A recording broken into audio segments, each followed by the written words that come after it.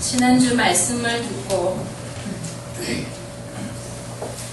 맥주절이 이렇게 다양한 의미의 감사절임을 처음 알게 되었다. 새롭게 깨달은 말씀들이 나의 머릿속에 정리될 때마다 놀라움과 용기가 생기는 걸 보면 성령이 감동케 하심을 느끼게 된다. 이 말씀을 누구에게 전하지? 난 전할 대상자를 부지런히 찾고 있다. 이 은혜가 나 같은 사람에게 주어졌을까?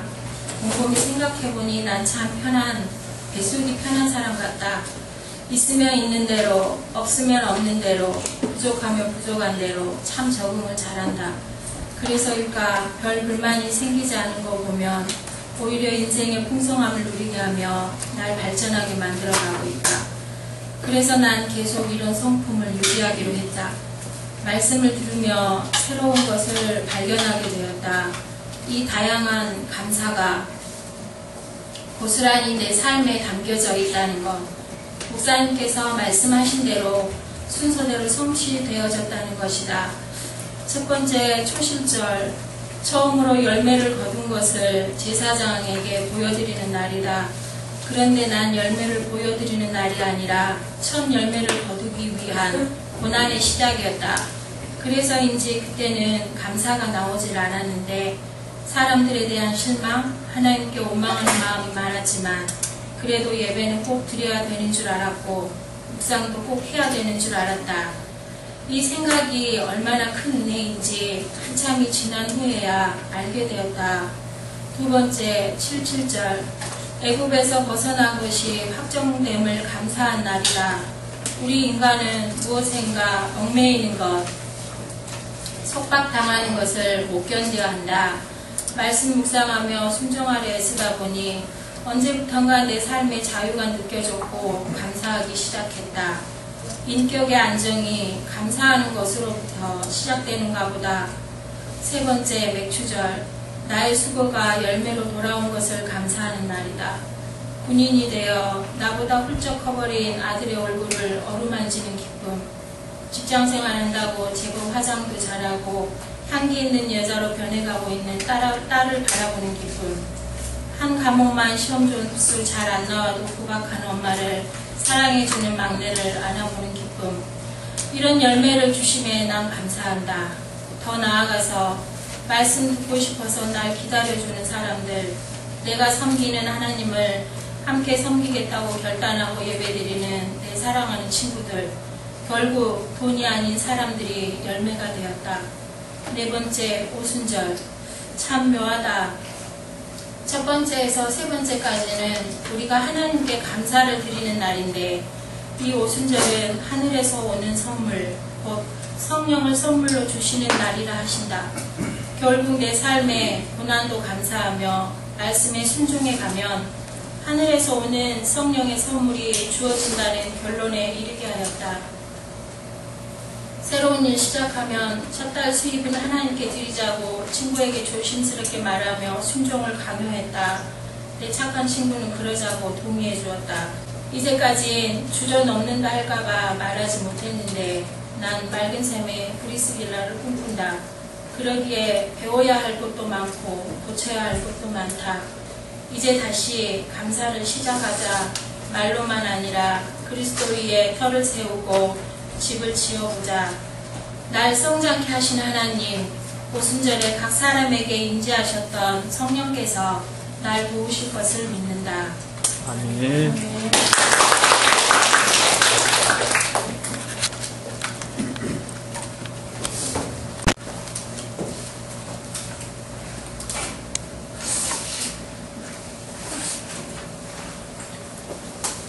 최근에 본 광고 중에 그런 광고가 있더라고요. 애기가 막 이 아이가 조그만 커서 저기 애기 우는 애기를 데리고 있는 엄마가 유치원 차에 태우는 애기 엄마를 보면서 우리 애가 쟤만큼 컸으면, 근데 우리 걔만큼 큰 엄마가 애를 이게 뭐죠? 봉고버스인가? 학원 차에 탁 태우려고 그러는데 애가 토록 튀어나오다가 위험한 일을 당했거든요. 어휴. 근데 저 건너편에는 중학생이 엄마랑 같이 이렇게 가는 모습이 있어요. 그걸 보면서 우리 애가 저만큼 컸으면 얼마나 좋을까. 근데 중학생 엄마는 엄마가 뭐라고 그러니까 엄마가 뭐 알아? 그리고 탁 켜는 어휴. 근데 저쪽 건너편에는 또 누가 가는가 하면은 시집간 딸이 이제 아기를 안고 엄마랑 같이 가는 우리 애가 저 시집만 보냈으면 다 이제 끝일 텐데 시집간 딸을 또 부러워하니까 시집간 딸을 딱 비추니까 또 뭐라고 그러는 거예요. 엄마 김치는 그러니까 엄마나 시집 보내면 다 끝난 줄 알았는데 또 애기도 봐줘야 되고 김치도 만들어줘야 되고 그리고 마지막 장면 바카스 맞죠? 바카스였죠? 바카스는 광고를 참 제 마음에 들게 만들어요. 아기가 금방 자라서 학생이 되고 시집을 가고 어른이 되어가는 과정. 이 과정 동안에 우리는 부모는 자식을 키우는 즐거움을 느낍니다. 아기가 태어나고 난 다음에서 왕성하게 자라가는 것. 그런데 흔들리는 사춘기를 지나가면서 아이의 마음은 안정이 되고 그 다음에 내가 무엇을 해야 될지를 배우게 되고 그래서 정신 차리고 자기 길을 가는 사람으로 자라가게 됩니다. 이와 같이 하나님 안에서도 이와 같은 성장의 과정이 있습니다. 어느 때는 아기입니다. 교회 안에 들어와 있지만 아기로 살아가요. 그 교회에는 세 종류의 사람이 있어요. 그저 교회에 온 사람. 안 오는 사람들은 훨씬 낫죠. 그죠? 어쨌든 교회에 온 사람. 두 번째, 교회에서 성도로 불리는 사람. 너는 성도야. 맞아, 나는 성도지. 그 다음에 세 번째로는 온전한 사람. 여러분은 이 세 사람 중에 어떤 사람이겠습니까? 아기가 있고 청소년이 있고 장년이 있고 그러하다면 성경이 오늘 읽었던 성경 말씀에 보면 형제들아 내가 신령한 자를 대함과 같이 너에게 말할 수가 없대. 성장한 어른처럼 대할 수가 없어서 누구처럼 대한다고요? 육신에 속한 자 곧 그리스도 안에서 어린 아이들. 어린 아이를 대하듯이 너희를 대할 수밖에 없다. 여러분 육신에 속한 사람을 가지고 예수님 안에서는 어린아이라고 말합니다. 육신에 속한 사람의 마음의 열망은 다 뭐에만 있을까요? 육체에 대한 열망만 있어요. 더 먹는 것에 대해서 마시는 것에 대해서 몸이 즐거워하는 것에 대해서 이런 열망만 가지고 살아가. 이것이 최고의 가치라고 여겨요. 그래서 프랑스의 심리학자인 정신분석학자인 라캉이라는 사람은 프로이드를 이은 사람입니다. 이 라캉은 사람의 욕망 이론이라는 것을 발견을 했어요. 사람에는 욕망이 있다. 제일 먼저 배가 고프면 우리는 뭐라고 그럽니까? 배고파 이러죠. 이게 욕구가 생기는 거예요. 배고프면 욕구가 생기면 그 다음 뭐라고 합니까? 애기들은 배고프면 뭐라 그러죠? 애기 때 응아 하고 울면 되죠. 그죠? 울면 아가야 왜? 근데 뭐 말은 못 하잖아요. 그러니까 뭐라고 계속 울면 엄마가 입에 넣어줬는데 애가 뱉어버리면 이건 아니구나. 그 다음에 저도 얼얼얼 해도 안 되면 애가 배고파서 그래요 어머니. 그러면 알았다. 우유병 하나 갖다 오면 그때부터 꿀꺽꿀꺽 먹으면서 만족하게 여기고 잠들면 배고픈 거예요. 아이가 뭔가 욕망이 생겨요. 욕구가 생겨요. 욕구가 생기면 그것을 호소해요. 나 도와주세요. 배고파요. 응가했어요. 자고 싶어요. 혼자 있어서 무서워요. 이렇게 아기가 웁니다. 그러니까 애가 울을 때 네 종류예요. 거의 네 종류입니다. 아니면 이제 그 다음에나 또 아니면 아파서 우는 거고. 근데 이 아기가 울면 금방 엄마가 쫓아가든지 할머니가 쫓아가서 뭔가 이 아이의 요구가 무엇인가, 뭘 원하는 건가, 이 욕구가 뭔지 찾아냅니다. 그래서 이 아이가 원하는 것을 들어주고 그 문제를 해결해 줍니다. 그런데 문제는 이런 일을 당하면 행복해집니다. 내가 응아 그러면 금방 가서 오 뭐니 그러면서 나의 요구를 들어주면요 사람이 다 좋아합니다. 그러니까 사람들이 장사를 하는 데 있어서 제일 중요한 게 뭐예요? 사람들이 뭘 원하는지, 뭘 요구하는지, 그들이 원하는 게 뭔지 그걸 잘 들으면 장사에 성공할 수 있어요. 사람들의 욕구가 뭔지 그 욕구를 채워주면 돼요. 그러면 사람들은 너무너무 기뻐해요. 세상에 서비스라는 거 있잖아요. 서비스 산업이라는 게 뭐죠? 사람들의 마음속에 그들이 원하는 욕구를 채워주는 거죠. 그러면 사람들은 돈을 내놓고 가요. 그런데 문제는 이 사람들의 요구를 하는데 요구가 항상 잘 채워지면 문제가 없는데 잘 안 채워지면 그다음부터 이제 갈등이 생깁니다. 나는 돈을 주세요라고 해서 돈을 안 주면 갈등이 생겨요. 갈등이 생기면 이것을 이제 해결하기 위해서 엄마 응애 그랬는데 엄마가 쫓아 응애가 뭐야? 말을 해. 엄마가 이제 그다음부터 말하죠. 말을 해. 뭐라고? 응애 말을 하라니까. 네가 말하기 전에는 엄마 못 들어. 몰라. 옛날에는 응애 그러면 다 알아들었잖아요. 근데 어느 때가 되면 이제부터는 응애 그래도 말을 하라고 버팁니다. 배고파. 한참 울다가 안 되면 정 안 되면 이제 배고파요. 밥 주세요. 그럼 알아서 그럼 처음부터 그러지 왜? 그럼 다 밥을 주는 거예요. 그런데 요구하면 밥을 주는 때도 있는데 나중에는 배고파요. 그래도 불구하고 네가 알아서 해. 이러는 것도 있어요. 그다음 네가 알아서 먹어. 냉장고에 있잖아. 밥통에 밥 들어있잖아. 네가 알아서 해라고 말합니다. 왜 그럴까요? 이제 아기 때는 울기만 해도 때로는 울기 전에 갖다 먹여줍니다. 그러나 조금 지나면 요구해야 주는 때가 있습니다. 그 다음 단계는요. 네가 알아서 만들어 먹으라고 요구하는 단계가 있습니다. 근데 뒤로 가면 갈수록 자기의 책임과 자기가 힘들어집니다. 자, 땅바닥 보고 계시는 분 뭐 하세요? 땅바닥에 돈 없어요. 핸드폰도 가지고 보고 있으면 끄시고. 사람이 요구하는 것을 들어주는데 언제?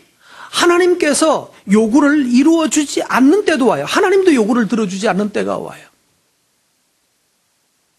왜 그러죠? 성장해야 하기 때문입니다.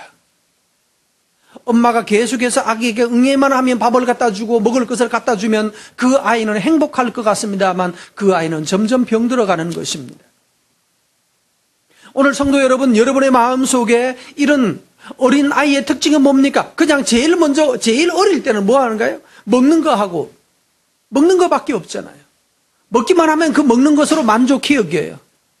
조금 더 지나가면 쉬하고 응가하는 그런 것을 즐기는 때가 오죠. 인간이 점점 발전을 하고 가는데, 근데 문제는 그 자리에 머물러 버리면 곤란해집니다. 구순기라고 그러죠. 젖꼭지 빨아먹는 그 시절로 머물러 버리면 곤란해집니다. 그 다음으로 가야 되는데. 다시 그런데 언제쯤 되면 청소년기쯤 되거나 또는 아니면 그 이전 단계 한 10살쯤 되면 갑자기 옛날이 그리워지는 거예요. 그래서 한동안에는 우리 사회의 아이들이, 중고등학생들이, 고등학생까지 그랬나 모르겠네요.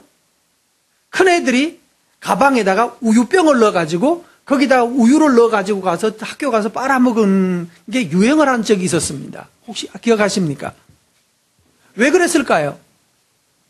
주희야, 너도 그래 본 적 있니? 너도 그래 봤어? 쟤도 그랬다고 그러는데. 그 다음에 지영이야, 니도 그래 본 적 있나? 너도 그래 본 적 있어? 아니, 아기 때 말고 좀 더 커서 학교 가방에다가 우유병을 넣어가지고 간 적 있냐고. 아, 이거 우유팩 말고 정식 우유병, 애기들 빨아먹는 우유병. 넌 안 해봤냐? 왜 그러죠? 이런 마음이 왜 들까요? 그냥 응애한 시절로 돌아가고 싶은 마음이 있어요. 이게 퇴행이라고 그러죠. 과거로 돌아가면 뭐가 없습니까? 내가 스스로 해야 되는 책임이 없어져요. 다 알아서 해주니까.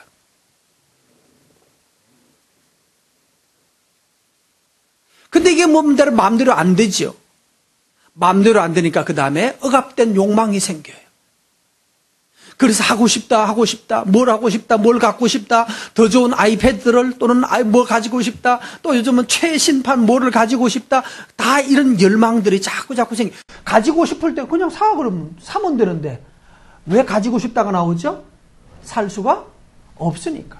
나도 뭐 굿즈인지 가짜인지 뭔 가지고 싶다. 그런데 왜? 가져! 근데 가지려니까 뭐예요? 돈이 너무 많이 들어요. 비싸요. 못 사요. 그러면 얼마나 욕망이 생겨요. 그거 하나 갖다 주면 세상에 기쁘리 좋겠다고. 그런데 그거 하나 사주고 나면 정말로 욕망이 해결되나요? 뭐든지 비싼 가방을 하나 가지면 그다음부터 이제 마음의 해결이 될까 안 될까요? 어떤 남편이 하도 무슨 가방 그래서 이 외국 여행 갔다 오면서 큰 마음 먹고 가방을 하나 면세점에 가서 하나 사다가 아내에게 갖다 바쳤어요. 너무너무 좋아했어요. 그리고 난 다음에 아내가 어느 날 모임에 갔다가 딱 돌아오더니만은 여보 이거 어디서 산 거야? 이거 구모델이래. 지난 모델이래. 최신판이 아니래. 그때부터 이거 들고 다녀요? 못 들고 다녀요? 갈등이 생기는 거야. 가지고 가고 싶기도 한데 구모델이래. 이건 뭐예요? 어디서 샀냐고 도대체. 어디서 샀는데 신제품을 사와야지 이런 걸 사왔냐. 욕망은 그래서 인간의 욕망은 채워지지 않는다라고 하는 것이 락강의 결론입니다. 왜냐하면 다른 사람의 욕망을 욕망한다. 그렇게 표현을 했어요. 어린아이의 특징은 뭔가 하면 결국은 이렇게 요약됩니다. 빨아먹는 것에 대한 관심이 있어요. 싸는 거 관심밖에 없어요. 먹고 싸는 거예요. 이게 사실은 여러분 남자들이 입에다가 이거 담배를 물고 있는 거요. 이거 심리학자들은 그렇게 말합니다. 구순기에 젖 먹을 때 젖이 좀 모자랐거나 그래서 젖꼭지를 다 못 빨아서 생긴 병이래요. 여러분 들으셨죠? 젖꼭지를 다 못 빨아서 생긴 병이래. 자꾸 손가락 빨아먹는 것도 그것도 사실은 어릴 때 실컷 못 빨아서 그래. 우리 딸 중에 하나가 그런 애가 하나 있어가지고 자꾸 얘 손가락을 빨아먹습니다. 그거 왜? 아마 그때 젖이 모자랐거나 뭐 젖을 많이 안 줬거나 아니면 그때 뭔가 젖 먹을 때 뭔가 마음에 채워지지 않는 욕망이 있어요. 그럼 과거로 돌아가는 거. 그쪽에 가서 고정을 해버려요. 그래서 여러분 그런 거 보셨습니까? 애기들이 들어누워가지고 자기 발가락 가지고 와서 발가락 빨아먹는 애기 보셨어요? 또 많이 보셨네. 대부분 그러나요? 그래 발가락이 올라와야 자기가 바로 입까지? 그 특별한 거 아닌가요? 난 특별한 거라고 생각하고 지금 기분 좋게 이렇게 말하고 있는데 자기 발가락을 끌고 와가지고 거기서 발가락 빨아먹고 있어. 그때부터 생긴 병이 뭔지 아십니까? 우리나라에 어떤 사람이 어떤 음식이 발달할 힌트가 생긴 겁니까? 족발 먹는 거. 자기 발가락 끄집어 와서 빨아먹고 있어요. 왜? 그게 바로 구순기의 특징이에요. 뭔가 빨아보는 거예요. 빨면서 즐거워하는. 교회에 있어서 하나님의 성도들이 바로 이 부분에 매여 있습니다.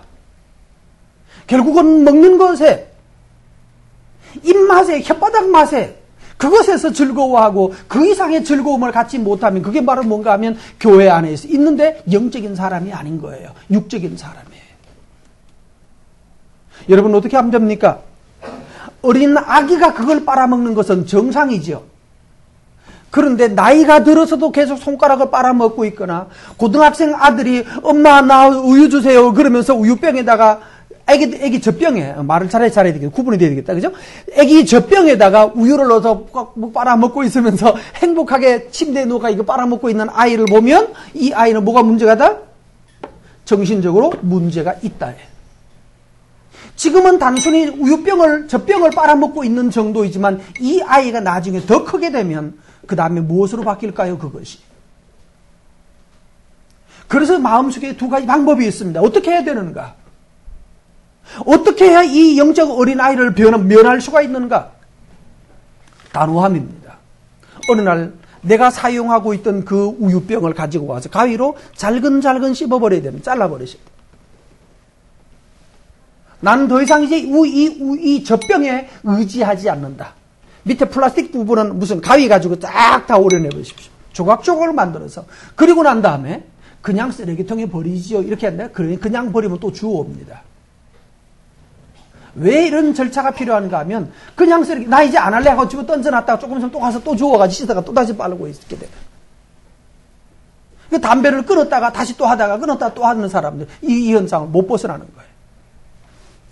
싹둑 잘라가지고 그리고 나는 더 이상 여기에 대한 열망을 포기한다라고 선언하고 나는 이제 더 이상 우유병을 붙들지 않는다. 제가 지금 아이들의 비유를 해서 우유병이라고 말하지만 이것은 여러분 각각 습관에 따라 여러분의 습관, 어떤 사람은 담배일 수도 있고 어떤 사람은 또 다른 술잔일 수도 있고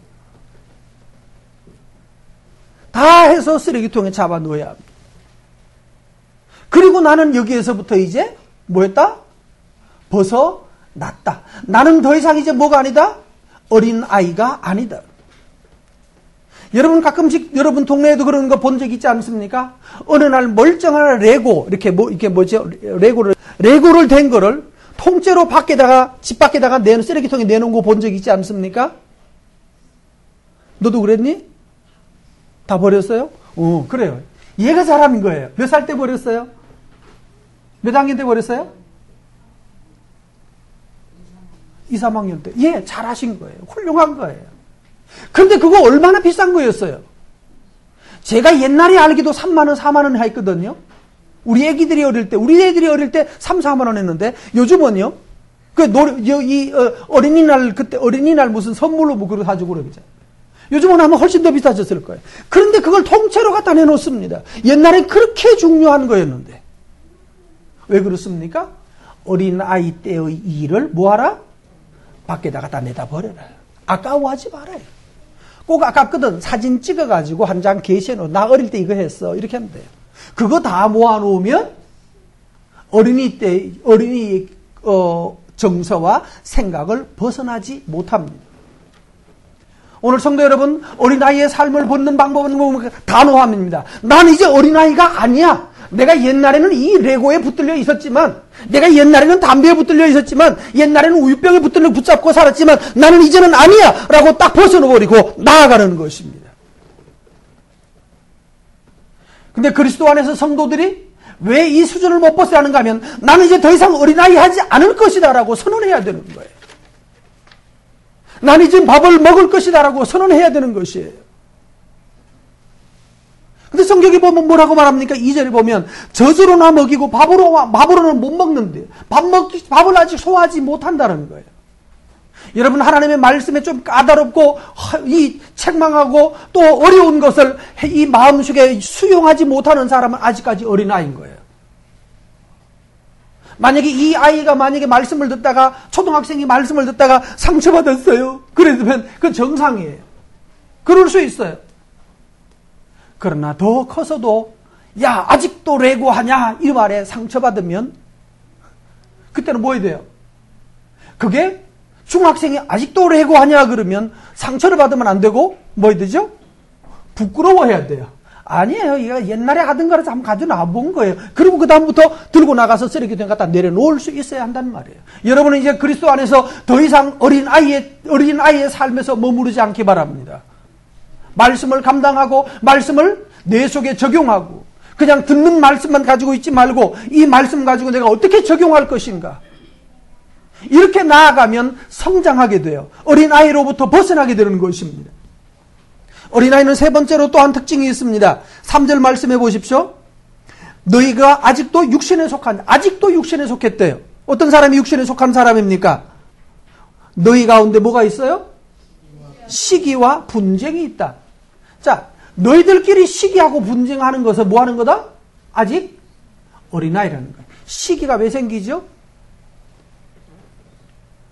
유치원에서 제일 많이 싸우는 싸움이 뭘까요? 어린아이들끼리 애들 몇 살짜리 5살 어린아이 유치원 아이들에게 제일 많이 뭐 때문에 싸울까요?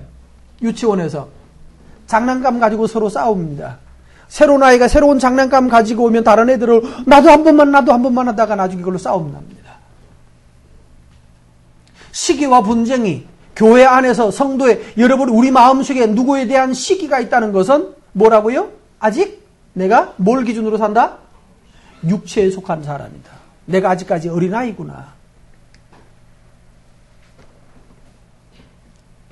4절 말씀, 그래서 어떤 이는 시기와 분쟁이 어떻게 나타나는가 하면 4절에 어떤 이는 말하되 나는 뭐다? 바울에게 속하였다. 또 어떤 이는 나는 아볼로에게 속했다. 라고 하는 거 보니까 너희가 뭐다? 육신에 속하였다. 이 말이 무슨 말인가 하면 어린아이 때는, 아주 아기 때는 엄마가 없으면 안 됩니다. 근데 아기를 지나면 그 다음에 뭐가 제일 필요하죠? 아기를 지나고 나면 친구가 제일 중요합니다. 언제까지 그럴까요? 친구가 언제까지 제일 중요합니까? 중학생 때도 역시 친구가 중요하고요. 고등학교 때가 되면 고등학생 누가 있나요, 이게? 고등학생 되면 친구가 중요한가요, 안 한가요? 한번 질문해 보겠습니다. 중학교 3학년이지? 2학년이지? 친구가 아주 중요하죠? 네, 친구가 중요한 때예요. 친구가 중요합니까? 지금도 중요합니까? 그럼 더 올라가서 친구가 중요합니까? 중요한데 그 다음에 예? 예, 나는 아직도 친구가 제일 중요해요. 그러면 아직까지 뭐다? 이제 한 청소년쯤밖에 안 됐다는 얘기예요. 아직 청소년 못 벗어난 거예요. 친구가 나에게 해줄 수 있는 게 뭔가요? 친구가 나한테, 여러분 중학교 때는 친구가 다 똑같은 친구입니다. 예를 들면 어딜까요?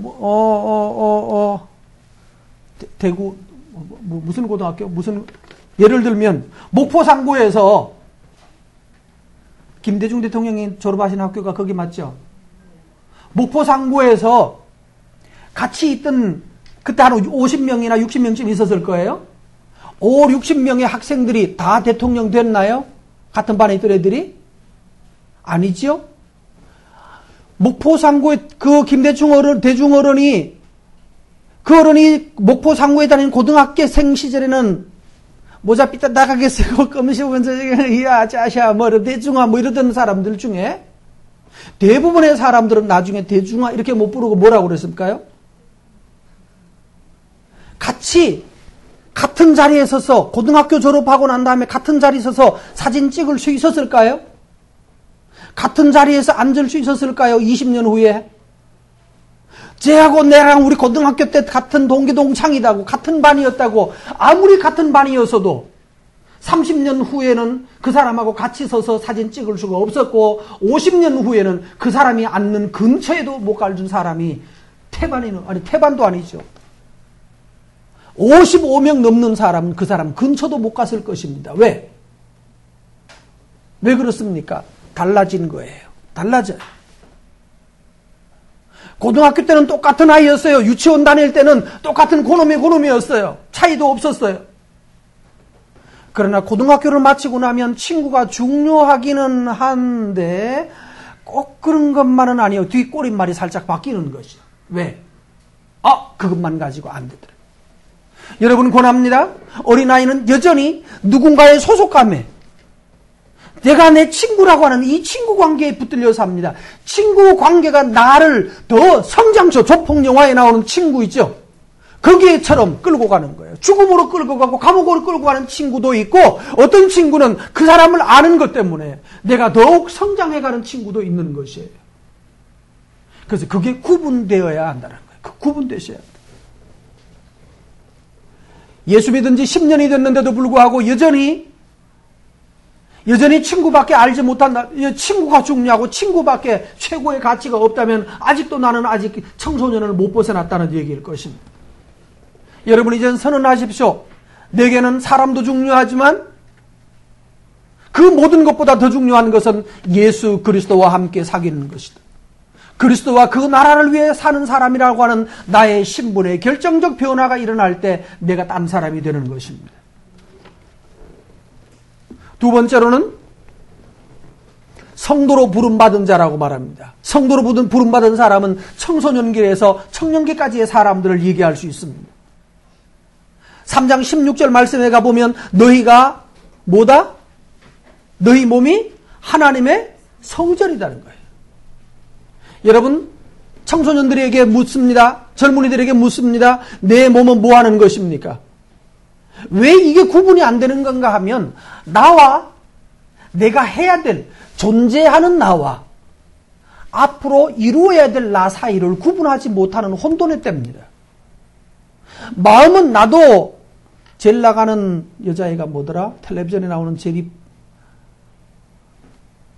나는 아빠가 좋아요. 뭐 그 노래는 있잖아요. 아빠가 좋은 걸 어떻게?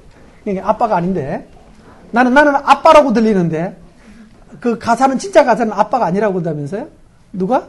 오빠라면서? 나는 내 귀에는 자꾸 아빠가로 들려요. 나이가 들면 자기가 원하는 대로 들리게 돼 있어요.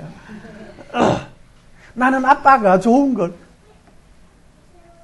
근데 이 오빠가 좋은 걸 그러면 남자애들이 그냥 간이 다 녹아버려. 걔가 와서 살랑거리면서 노래를 하면 오빠가 좋다고. 그 말이 막 그 아이유가 나한테 하는 고백으로 들린단 말이에요. 여러분, 우리의 삶에 필요한 것이 뭘까요? 내 몸이 뭐 하는 것인가? 아이유를 보면 저 사람이 바로 나를 사랑하는 것처럼 아니에요. 이게 뭔가 나와 내가 바라고 있는 나와 실제 나와의 사이에서 혼란이 일어나요.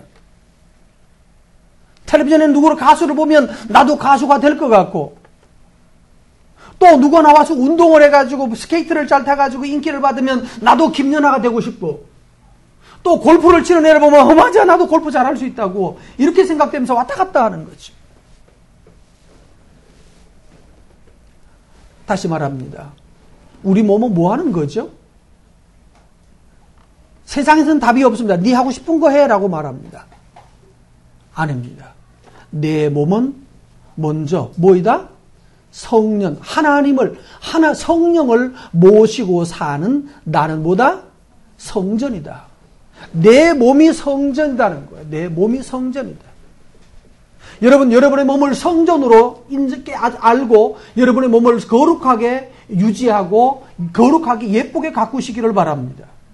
거룩한 것을 담으면 거룩한 사람이 되는 것이에요. 내 몸에 성령을 담으면 내 몸에 거하시는 성령이 우리 안에서 착한 일을 시작하신다고 말했어요. 성령이 우리 안에 거하셔서 우리를 키워가시면 보잘것없던 아이가 이스라엘의 왕이 되었던 다윗처럼 자라가게 되는 거예요. 아버지도 훌륭하다고 인정하지 않았던 별거 아닌 녀석이라고 생각했던 그 아들이 성령을 담으니까 전혀 다른 아이로 성장하고 자라가게 되었던 것입니다. 여러분 속에 하나님의 성령을 모시고 살기를 바랍니다. 그렇게 될 때 우리는 새로운 꿈과 새로운 소원이 생겨집니다. 이것이 우리의 삶을 바꿉니다. 이것이 우리의 삶을 새롭게 합니다. 능력 있게 하는 것입니다. 두 번째로 8장 14절 말씀을 한번 가도록 하십시다. 읽습니다. 만일 누구든지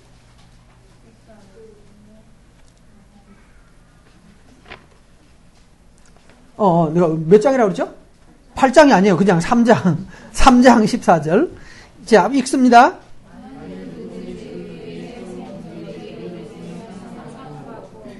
누구든지 그 위에 세운 뭐대로? 공적대로 일하는 대로 상을 받을 것이다 라고 말합니다. 8절에도 똑같은 말씀이 있습니다.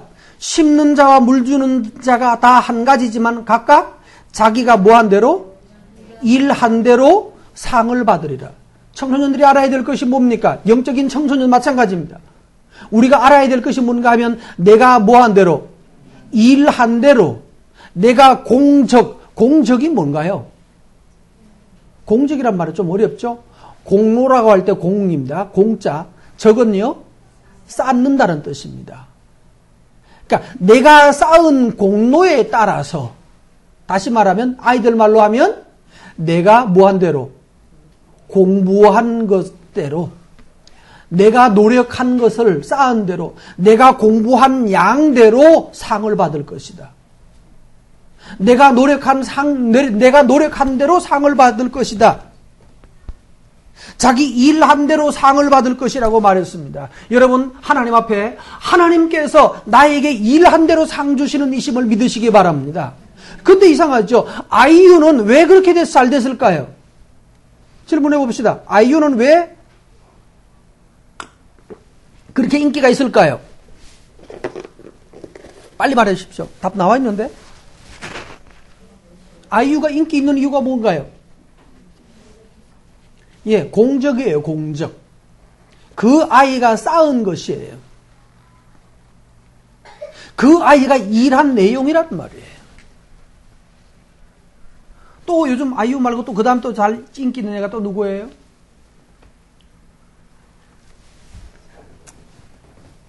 아이유는 벌써 옛날 사람이죠? 자, 이 아이들 한 사람의 연예인이 나오기 위해서 얼마나 그들이 노력하는지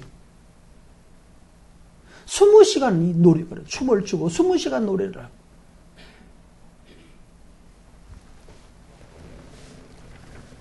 성도 여러분, 하나님께서는 우리에게 일한 대로 또한 상을 주신다는 것을 알고, 여러분, 그래서 청소년기에 제일 열심히 할 일이 뭡니까?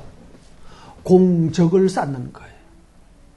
하나님 앞에서, 우리가 영적으로 마찬가지입니다. 지금 학생들을 두고 하는 말이 아니에요. 우리가 해야 될 제일 큰 것 중에는 의로운 것을 쌓는 것이에요.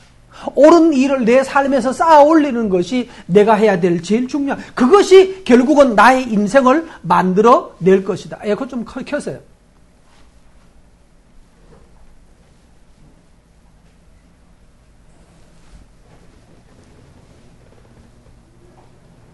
일한 대로 상을 받을 것이다. 그런데 여기서 중요한 것이 있습니다. 무슨 일을 하느냐예요. 가치 있는 일을 할 것인가, 가치 없는 것을 위해서 할 것인가. 예를 들면 어린아이가, 아까 예를 들었습니다. 어린아이가 이 레고 블럭을 쌓는 것은 영원히 쓸 것인가요? 아니면 잠깐 하다가 버릴 건가요? 잠깐 쓰다가 버릴 것이 바로 아이들이 가지는 것입니다.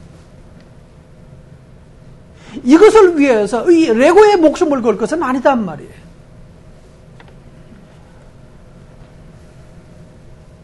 우리의 삶의 많은 부분들은 쓰레기로 돌아갑니다. 자, 예를 들어서 우리는 시장 갔다 오면 한 박스를 가지고 이게 양쪽에 잔뜩 가지고 오면 버리는 게 많죠. 우리 집에서 나가는 쓰레기는 대부분 다 어디서 가져온 겁니까? 집에서 나가는 쓰레기는 다 어디서 온 거죠? 다 돈 가지고 온 거죠. 돈 주고 받고 온 거죠. 그죠? 돈을 주고 가지고 온 것이 쓰레기가 됩니다. 그 바울은 이렇게 말했죠. 내가 이전에 줬던 모든 것들을 이제는 뭐 같이 여긴다? 배설물과 같이 여긴다고 그랬어요. 배설물이 뭐예요? 내가 맛있는 거라고 좋은 거라고 먹었던 거잖아요. 일할 때 무엇을 위해서 일할 것인가? 무엇을 위해서 노력할 것인가? 무엇을 위해서 나의 시간을 쓸 것인가를 마음속에 기억하고 그 일을, 정말로 있어야 될 일들을 위해 힘써야 합니다. 그것이 뭔가요? 하나님 앞에서 바로 18절에 말씀하는 것입니다. 아무도 자신을 속이지 말라. 너희 중에 누구든지 이 세상에서 지혜 있는 줄로 생각하거든 어리석은 자가 되라 그랬습니다. 똑똑하다고 생각하지 말라는 거예요. 정말로 청소년들이, 우리가 영적으로 청소년기에, 청년기에 하는 큰 실수는 뭔가 하면 나는 바르고 다른 사람은 다 틀린 것 같은 느낌이에요. 나는 잘하고 있다고 생각돼요. 자신감이 있다는 말이에요. 근데 정말 살아보면 그 자신감이 웃기는 거라는 거죠. 자신감으로 우리가 가질 수 있는, 자신감을 가지기도 해야 되지만, 그러나 자신감이 우리를 고쳐가고 우리를 만들어가는 것이 아닙니다. 성경은 뭐라고 말합니까? 너 스스로 지혜 있다라고 생각하지 말고 뭐하라? 어리석은 자가 되라. 하나님 앞에서는 어리석은 자가 되라고. 할 일이 뭐죠? 그래서 하나님께 말씀을 듣고 묵상하는 것과 하나님께 듣는 것과 또한 내 문제에 대해서 하나님께 아뢰는 것입니다. 하나님께 말씀을 듣고 하나님께 기도를 올리는 것, 이것이 바로 우리가 해야 될 참된 지혜인 것입니다. 그러므로 청소년기에, 영적 청소년기에 우리가 해야 될 일은 뭔가 하면 얼마나 말씀을 듣고 하나님께 기도하는 것과 또 그 다음에 일한 대로 주신다고 말하는 그 하나님의 상을 바라보고 우리가 개척자가 되는 것이, 내 인생을 개척하고 내 삶을 시작하는, 도전하는 도전자가 되는 것입니다. 그러할 때 우리가 성장하는 거예요. 도전하지 않으면 성장하지 않습니다. 지금 공적을 쌓지 않으면 자라지 않습니다. 자라도 거둘 것이 없습니다. 가을에 거두려면 봄에 심어야 하는 거죠. 여러분의 우리의 삶에서 열정적으로 심고 순종하고 노력하는 것의 가치를 배워야 됩니다. 자주 말씀합니다만 우리 사회의 지금 큰 위기 중에 하나는 지금 이미 드러나고 있습니다.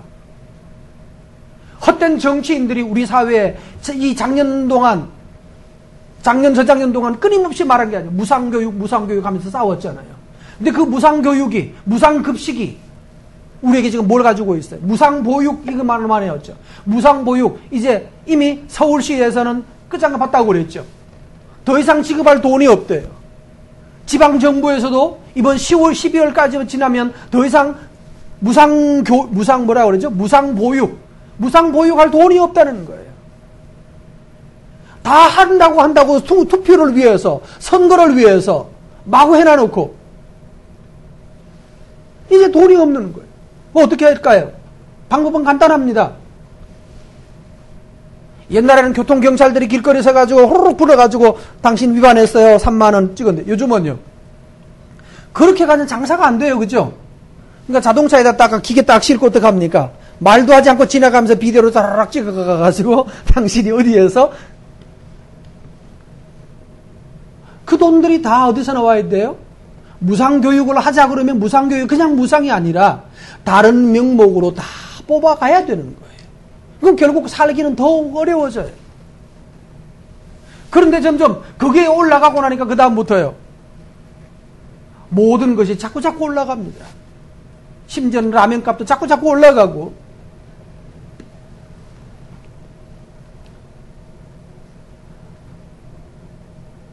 우리에게 필요한 것은 공짜로 받는 것이 우리를 행복하게 하는 것이 아닙니다. 어린 아기 때는 엄마가 공짜로 그냥 응애만 해도 다 먹여주었지만 중학생이 되면 노력하지 않으면 내가 밥이 없다는 것을 배우게 만들어야 돼요. 내가 수고하지 않으면 먹을 거리가 나오지 않는다는 것을 배우게 만들어야 돼요. 그런데 결정적으로 인간이 인생을 놓고 생각해야 될, 인생을 놓고 설계를 하고 계산을 하고 앉아 있어야 될 중학생 때도 공짜로 밥을 다 먹여줘요. 그러니까 애들이 뭐예요? 제대로 살아가야 되는 것을 배워야 될 나이에, 수고의 가치를 배워야 될 나이에 공짜로 밥 먹여주니까 걱정이 없어요. 그러니까 뭐 하나요? 그 결정적인 순간을 그냥 지나가 버립니다. 게임하다가 놀다가 핸드폰 가지고 놀다가 지나가 버려요.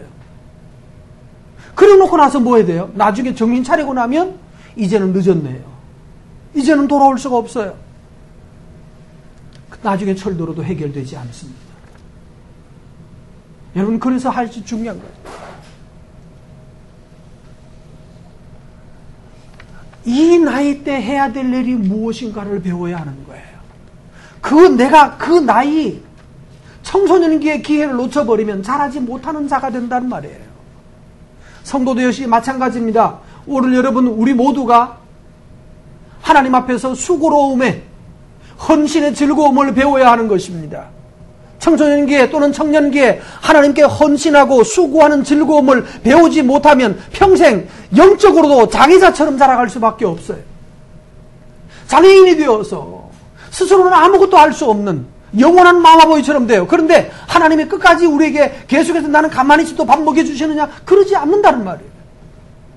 그리고 난 다음에 철들었어요 라고 정신 차리고 보니까 아무리 하루 종일 일을 해도 88만 원을 못 벗어나는 세대가 되어버리는 거예요. 그래서 절망하는 거예요. 좌절하는 거예요. 어떻게 할 건가? 아무리 용을 쓰고 애를 써도 방법이 없어요. 사회는 2만 불 사회가 넘었다라고 말하는데 실제로 돌아오는 것은 도무지 2만 불, 1만 불도 안 되는 삶을 살아야 돼요. 그러고 나니까 나중에는 나이가 들어도 장가갈 돈도 없고 시집갈 돈도 없어요. 아무것도 할 수 있는 것이 없어진다는 말입니다. 그리고 이런 행복은 언제까지 우리나라에게 그래도 살 수 있는 한국의 행복은 언제까지 지나야 될까요? 다시 말합니다. 뭐 하십시오? 일한 대로 상 받는다는 것을 믿고 여러분 안일하게 보내지 않아야 할 것입니다. 내가 더 하나님 앞에 성실하게 노력하는 사람에게 주어지는 은혜입니다. 오늘 여러분 저는 하나님께서 우리에게 부르시는 청소년기 청년기에는 노력하는 것의 가치를 배워야 하나님이 그것을 알게 하시는 것. 뭐 뻔한 얘기 같잖아요. 사실 뻔한 얘기입니다. 근데 이 뻔한 얘기가 영적으로도 그대로 적용된다는 사실을 기억하십시오. 신실함은 반드시 보상을 가져다 줄 것입니다. 말씀을 맺습니다. 우리에게 맡은 자에게 요구되는 것은 뭐라고 그랬죠? 4장 1절입니다. 그리고 나에게 요구하는 것은 뭐예요? 하나님은 여러분을 일꾼이라고 부르고 계십니다. 그리고 일꾼으로서 뭐 하라고요? 충성하라고 말씀하십니다. 충성하시기 바랍니다. 그래서 충성의 상을 얻는 저와 여러분 되시기를 바랍니다.